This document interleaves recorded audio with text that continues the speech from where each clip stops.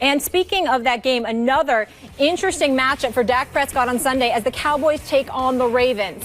Ray Lewis, who played with Joe Flacco for 5 years, had some strong words about his former quarterback on FS1. Gifted? Absolutely. Passionate about what he do? I've never seen that. I don't know what that looks like. Maybe it's because his personality just isn't that personality. He's not a rah-rah guy. He won't say much. But in the game of football, there has to be some burning fire behind you. Max, does Joe Flacco get a pass because he's won a Super Bowl? Yeah, and he deserves one. That's how you earn a pass. We don't just give it to him. You go get it. Joe Flacco has the pass, like Eli Manning has a couple of passes, because he won a Super Bowl, yes. And by the way, is Flacco elite? The endless debate. I don't know. How do you define elite? In the regular season, Flacco, if you look at QBR or just use your eyes, he's a middle-of-the-pack quarterback. He's average, which, by the way, an average quarterback in the NFL is what most teams would like. If you can get because that's a pretty damn good player, as Joe Flacco is. But there are so many really good ones. You see what I'm saying? That's what I'm talking about right there. That's what I'm talking about right there. Average. That's right. Guys would do a great. If they can do anything to have an average quarterback. The stuff you say at that position say has a lot of value in the NFL. That is true. However, in the playoffs, Flacco becomes a top 10 type quarterback. QBR goes from 60 to 68. That's usually around a top 10 quarterback. So you tell me, is that elite or not? Or is that just really good? Whatever that is, he's a good quarterback, solid in the regular season, and in the playoffs, he's excellent. So however you want to define that, that's what Joe Flacco is. He won the Super Bowl. He has that pass. Absolutely. This is a tough one. Here's why. Because the 2 points that you made, which I will give you credit for, and it's a rare moment. I think it's important for viewers in First Take to know that I'm giving you credit because it's rare that you deserve it. So let me be kind and give it to you. You don't give it, okay? I take it. Okay, I got you. 2 of the last 3 years, the Baltimore Ravens have missed the playoffs, but you are right. Flacco does up it in the postseason. His QBR does elevate, not to mention the fact that he's a Super Bowl champion. However, here's where it gets a bit tricky. He got his money. And since he got his money, he's missed the playoffs 2 of the last 3 years. Lost a divisional playoff game, some would say he should not have lost sandwiched in between all that, okay? And this year, they've been somewhat mediocre. Not to mention the fact 3 of the previous 4 years coming into this season, you, Maximilian, mathematician extraordinaire and all of this other stuff. You know the QBR was below 53 of the last 4 years entering the season, right? Yep. So we got to pay attention to that too. And so then when you couple that, now we get into a different subject. Because with Flacco, while I want to give him credit, and I want to give him credit for that Super Bowl, and I want to give him credit for the cachet that unquestionably provides, it is important to point this out. I consider Ray Lewis one of the greatest leaders, if not the greatest leader we've ever seen in football. In terms of galvanizing the troops. Galvanizing the troops. Don't forget his greatness on the field. I'm just talking about his leadership. As it specifically pertains to dudes being focused, being on their grind, doing what's necessary. Ray Lewis, my man, my brother, I got to say, he might be the greatest leader I've ever seen on a football field. For him to say what he said about Flacco resonates with me, and here's why. It's all right to go out there and just play when you're a good player. But when you are the quarterback, your talent is not the only thing that's relied upon. It's also your leadership ability or lack thereof, which is why we brought into question the great Aaron Rodgers, because of what he's been saying and how he's alienated folks in recent weeks with some of his words. I think about some of the interceptions that Flacco has thrown. I think about some of the games he's come up short. I think about the troops around him and his inability to rally them the way that you would want somebody to be able to do that. I listen to individuals who used to play for the Patriots and still play for the Patriots. They call Tom Brady the ninja. They talk about how he gets in a huddle. They talk about how he goes through certain drills just like the rest of the guys. He's butting heads with them. He's fired up and ready to go. You never see that from Joe Flacco. Now, for us looking on the outside, Max, it wouldn't be that big of a deal because there may very well be certain things we simply do not know. But when Ray Lewis comes out and literally says that about you, that's a problem. And then when your comeback is, well, Ray's definitely a leader. He's definitely more vocal. But 90% of the time, I don't understand what the hell he's saying. That's your comeback if you Joe Flacco? Joe Flacco should be looking in the mirror, looking at the mediocre results that he and his team have produced in recent years and ask himself, what is it I have not done that I was supposed to do to elevate this franchise? Because they certainly paid me the money to do it. And they damn sure didn't give it to me to go out there and be an average quarterback. My former broadcast partner, Marcellus Wiley, on TV and the radio for the last 5+ years, used to talk about this. Usually as it pertains to like wideouts who are considered prima donnas. When personality trumps production, people don't want to put up with you anymore. And maybe that is the case in this case with Joe Flacco. When you have a certain style of leadership, which is not very vocal, maybe just leading by example, people will let that fly until you don't get the results anymore. And then they start to look at different things, including your personality. They start to question it. I would point out that Flacco has played in 15 playoff games in his career and is 10-5. He, in the playoffs, wins twice as much as he loses, and as we both just acknowledged, elevates his play. So again, is he perfect? No. You can find flaws in every player, and in quarterback, maybe not being a very demonstrative leader is a flaw that is amplified when you're not getting the results on the field, and maybe it's not a great flaw to have. But and fine, that might be fair criticism. But take the entire package of Joe Flacco. He's available in the draft, and you know what he is. Are you drafting him again, Ravens fans? You bet you are. You would take that package, including the Super Bowl and the pass he gets from it, which is partly also due to his ability to perform under pressure. Yep, but that does not mean he's not getting a pass, because remember, we are holding him accountable since he got the money. And that's something that we can't ignore. We got to pay attention to that. Flacco in his first 2 years in the league, when he was in the postseason, threw 3 interceptions in the postseason each year. Ever since then, he's been significantly better. We understand that. The flip side to it is, how good have you been since you got the money? And that's something as a society we pay attention to as well. When you get the money and then your level of production dissipates and your leadership ability doesn't come into play, we got a problem. Because when we talk about what Ray Lewis deserved, once upon a time he deserved it because he was that middle linebacker extraordinaire. Then ultimately, it wasn't just because of his play on the field. It was because of the leadership that enabled him, in concert with John Harbaugh and Ozzie Newsome, to hold dudes accountable, which ultimately led to 2 Super Bowl titles. We can't ignore that. What you're talking about is internal motivation versus external motivation. The kind of contracts, the big contracts you want to give to players, if you're a fan or the franchise, is you want to give those contracts to internally motivated players. Because when they get the money, that doesn't change a thing for them. Their motivation doesn't come from that. It comes from inside of them. Are you questioning Joe Flacco's internal motivation? Because I don't think... Did you just say, for the record, that money doesn't change your motivation? Did you just say that? Not for internally motivated players. Kobe Bryant, when he was balling, didn't matter if he got the money or not. Kobe was going to give you everything he had, no matter what. He is an internally motivated guy. That's what made him great. Ray Lewis, you just pointed out. Those are the kind of guys you want. Tom Brady. You want to give those guys the money. Well, the guys who, once they get the money, they're externally motivated. That's what they were playing for. So which one is Flacco? So which one is Flacco? I don't think Flacco's externally motivated. He seems to me, generally the guys who perform under pressure, that level of competitor who's able to harness whatever he's got when you need it most, generally those are the internally motivated guys. Are you saying that Flacco or you're questioning his internal motivation?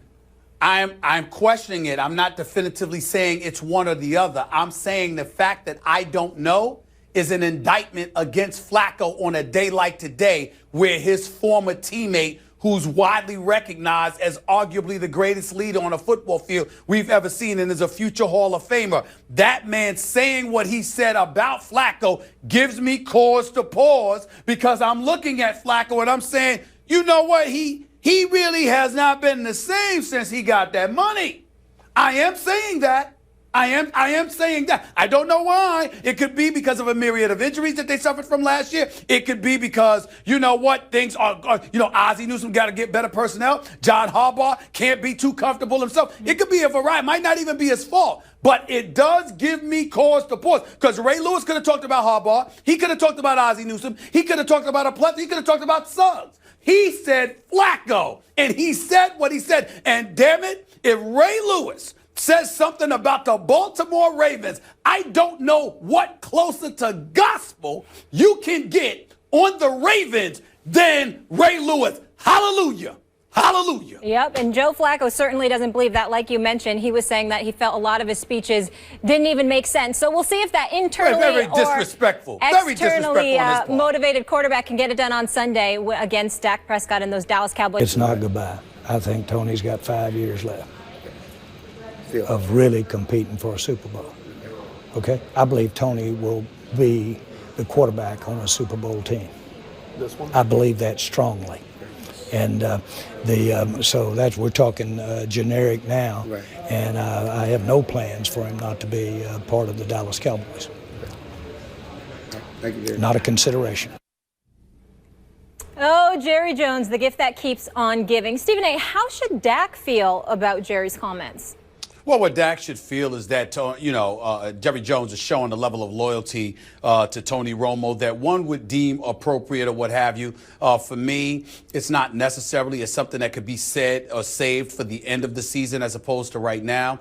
I definitely think it's a bit premature on a part of Jerry Jones, completely unnecessary. But that's not the biggest takeaway I get from all of this, to be quite honest with you, Max. The biggest takeaway that I get from this is that I don't want to be prejudiced in any way. I don't know whether it's senility. I don't know whether it's another marketing tool being exercised by Jerry Jones. I don't know whether he's lost his damn mind. None of it makes sense. But what are you doing mentioning Tony Romo and Super Bowl in the same sentence? You had him for 10 years. The man produced 2 playoff victories for you. Yet somehow, some way, because he's hurt at the age of 36 with a myriad of injuries, primarily due to his back, suddenly he has a future. Suddenly it potentially expands to as much as 5 years. Suddenly the words Super Bowl and Tony Romo are mentioned in the same sentence. So let me get this straight. When he was younger and healthier and winning games in the regular season, but couldn't do a damn thing for you in the playoffs. When he got there, he couldn't win then. You weren't talking about Super Bowl then. But now that he's older,